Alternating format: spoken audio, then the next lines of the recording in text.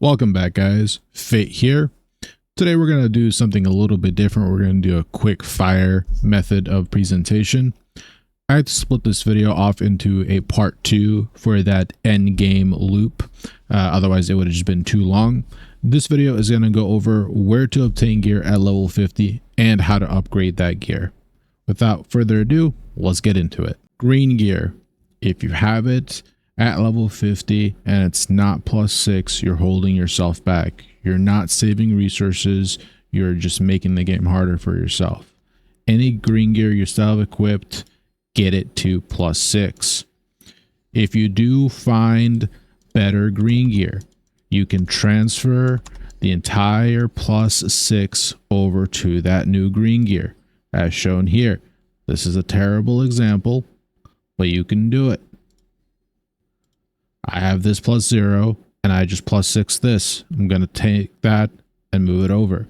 It will consume the other item, so you will lose it, but you can do that. So don't worry if you invest into a shitty piece of gear and get a better one, you can move it over if they're the same grade. That +6, when you get blue gear, you can transfer the experience that it took to get to +6 into that blue gear. This won't make the blue gear +6. The XP equates to -3. There you go. It'll save you resources getting this to +3. Same thing going from blue to purple. Get all of your blues to +9. That's their max. Once you do, if you find another blue gear that is better, you can transfer it over the way I did with that green piece. And if you find a purple piece of gear that is way better, you can feed it into that purple piece. Dungeons. Farm the dungeon or dungeons that have the gear for your build. Look over all of these bosses, see which ones drop the gear with the stats that you want, and farm that gear. You will need multiple copies of the same gear to unlock traits, so you will be doing these multiple times. As an example, if you're going with bow staff as a DPS build, Tyrant's Isle is really good. It drops both weapons and it drops multiple pieces of armor that are useful. Run it over and over and over until you empty out your dimensional contracts and get the gear pieces that you need. Abyssal contracts. You will have Abyssal contract tokens. They cap out at 20,000. At level 50, you should be farming Shadowed Crypt. You can run this solo or with friends if you want to be optimal with your farming. This will give you crafting materials to craft your growth stones, and it has high drop rates if you do have Abyssal contract tokens to where you can get green, blue, and purple gear. You will also get Abyssal tokens that you can use to turn into loot crates that will contain purple equipment as well. Contract missions. Do your contract missions so you never cap out on your contract rights.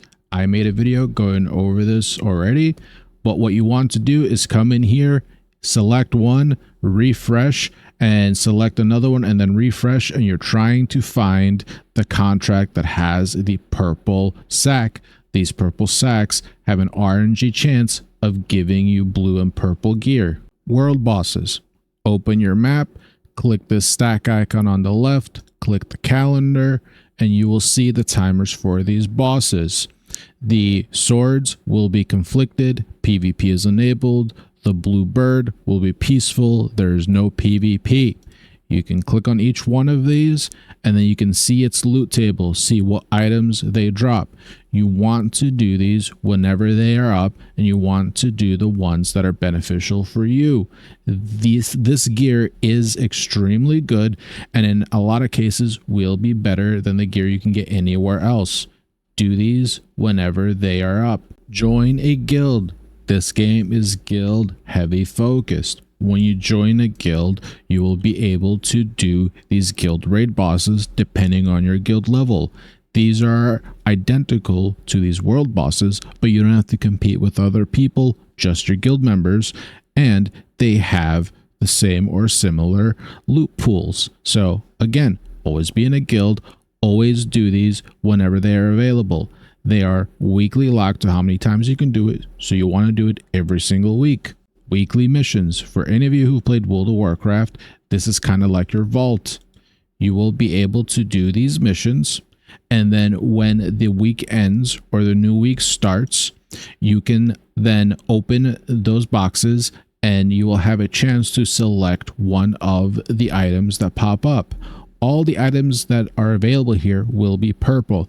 It's not the best gear, it's your basic fresh 50 purple items, but it will give you a little bit of a start. So always make sure you're doing your weekly missions, get these all completed, and when the weekends, you'll get some rewards. If you don't need any of these actual items, I recommend going for this bottom reward at the ore section, the trait unlock stones. This will help you unlock traits for weapons you can't farm on the regular, like arc boss weapons when those do come into the game. The Lithograph book. For the most part, this is a trap. This stuff is not that great. It's your basic level 50 purple equipment, but you can craft it in here if you really want to or need to. You can filter it out here. If you click on blue, it'll filter in the blue items to trade in. And right here, you can trade in these 4 blue gloves and you'll get purple pair of gloves. Now, you can only get this reward once, unfortunately, so you can't use this to farm this over and over and over again to max trade these items out.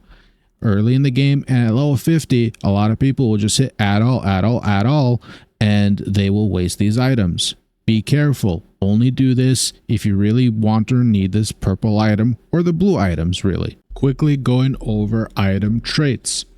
Item traits is where a lot of power on these items will come from. Some blue +9 fully traded items will be better than your purple +9s with no traits on them. Keep that in mind. It is easier to farm blues than it is purples.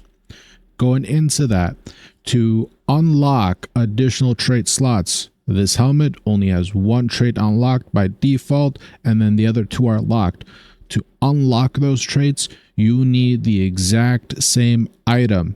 And that item can have, this one for example has mana regen 15, that other hood of the resistance could have max mana, could have ranged resistance.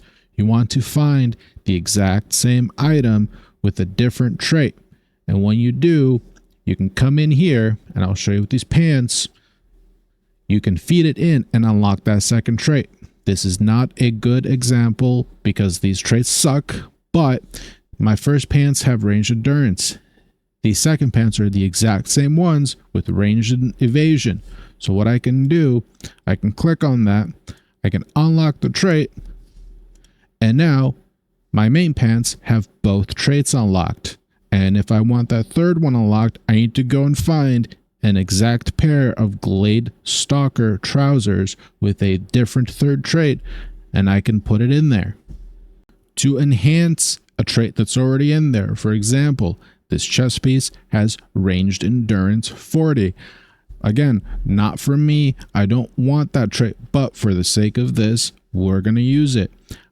To enhance that trait, you do not need a duplicate of the same item. You can actually use any item of the same category. What do I mean by category? You need weapons for weapons, armor for armor, and accessories for accessories.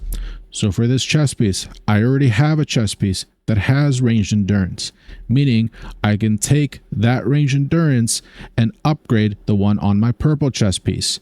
If you look on that purple chest piece, there are 4 segments. That means it can level up 3 more times because it starts at 1. Now, there's a little bit here to go over. When you put traits into a piece of gear, when you level it up or upgrade or enhance it, you are not getting an immediate up 1 or +1 unless you're using a purple to purple, meaning that if I had a purple that had range endurance 40 and I tried to rank up this range endurance, it would go to level 2 immediately. However, if you're trying to feed a blue into a purple or a green into a purple, there's a percentage chance that it will succeed. For blues, I believe it's about 30% or something like that. For greens, it's 10% if I'm not mistaken. And you can fail. So we're going to go ahead and try this one and see what happens. So it failed. And what happens when you fail? You actually get pity stacks. You get these blessings. What do these blessings do? Depending on the piece of gear you're trying to trade up, each point of blessing will give you an increased success rate the next time you try it if you use those stacks. Hovering over that question mark, it'll tell you how much of a percent per blessing point you will get. So on a purple tier 1, which this is, every 5 points of blessings equals 1% success rate. If you're trying to do this with green items, do not consume your blessings. Do not have this use blessings box checked until you can get 100%. So you just need 5 points times, 100. So I believe that's what, if my math works out, 500 points will equal 100%. Once you get that, then you can use a green like I just did there, click use blessing, and instead of having that crappy percent chance, it'll be 100%. Going into this a little further, let's say you don't like that RNG aspect. Let's say you don't want to grind for multiple copies of the gear. You don't need to. You can try and farm up the trait stones. For a trait that you already have, like say this range endurance, let's say you don't want it, you can do one of two things. You can do trait conversion, and it will cost you 100 of these trait conversion stones, and it will randomize the trait out of this selection, and that's the percentage chance that it might get it. Now, let's say you don't want it to be random, you want to guarantee it. You can click convert trait selectively. It'll then cost you the trait conversion stones and trait unlock stones, but you get to pick what you want.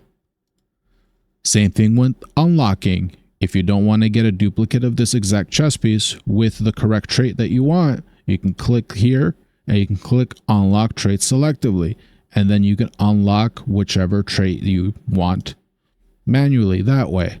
Now, I would not recommend this. I would recommend hoarding these until we get the arc weapons, because those will be harder to get duplicates of. You do not want to use this on the current gear that we have. Keep that in mind and hoard them. So what do you do if you get an item that has traits that you don't want? Well, you can sell the item, you can dissolve the item for some crafting materials, but that's a waste of the item. I do not recommend doing that. What I do recommend doing is possibly extracting the trait on it. Now, how do you do that? If you open up your inventory, you click this button with the up arrow at the bottom, the trait extraction. You can then select an item that you want to rip the trait out. We're going to use this Invoker Overcoat. This coat has Magic Endurance 40. For me to rip that out into just a trait item, it'll cost me 5 of these extraction stones. Now, I'm not going to do this, and I would advise you to do a little research into the market. I say that because these extraction stones are hard to get. They are actually worth something, and you don't want to rip out a trait that sells for less than what the stone is worth. It's kind of like having a bake sale. You don't want to sell cookies for 10 cents when it costs you $20 to get all the materials. Don't do that. Once you do rip the trait out and you get that trait item, which is indicated by this silver border, you can open up the auction house right here.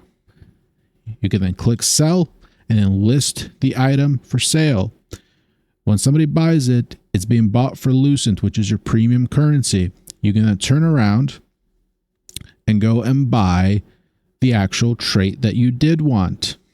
Or if you hoard enough, you can buy a actual item. Now, while I'm here, please pay attention to the auction house. These listings do confuse some people. They will see this Carnix Netherblade and think, ooh, that's a steal. Only 250 Lucent for that Carnix Netherblade. I'll grab that up. Don't get confused. That is not the actual Carnix Netherblade. You are not getting the sword and shield. You're getting the trait that somebody ripped out of that weapon. Okay. The ones with the silver border are trait. The ones without the silver border are the actual weapons, and you can kind of tell by how much more expensive they are. Just keep that in mind when you are browsing the auction house. Hopefully you guys enjoy that. I know it was a bit quick. Let me know if it was helpful. Let me know if it was too fast, if you want me to slow down or go into depth with anything. I believe I covered every aspect that is currently available. There will be new ones in the future though, so as they come in, I will make newer videos. With that being said though, again, if you did enjoy it, please leave a comment, like and subscribe, and I'll see you guys on the next one.